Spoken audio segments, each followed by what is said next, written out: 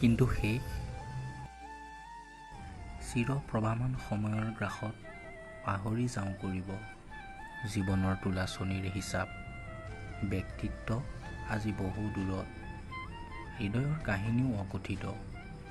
কিন্তু বাস্তৱ থাকে জানো বাস্তৱৰ নিৰ্দিষ্ট গ্ৰাফ? কেৱল মগজুৰ আঁৰৰ বাস্তৱৰহে চোন তাৎপৰ্য। কথা আছিল আৱেগৰ, সপোন আছিল হৃদয়ৰ, আশা আছিল জোনাকৰ, ব্যৰ্থতা আছিল ভৰিৰ তলৰ দুবৰি বন। কিন্তু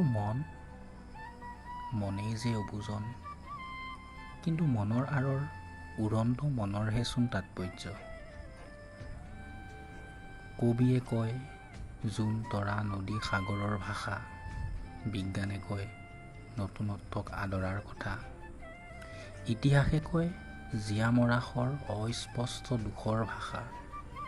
কিন্তু জীৱন, মন মগজু বিবেকৰ অফুৰন্ত দৌৰ, বিচাৰি নাপায় এজনেও পাৰাপাৰ। কেৱল চিৰপ্ৰভামান সময়েহে সাক্ষী হৈ ৰয়।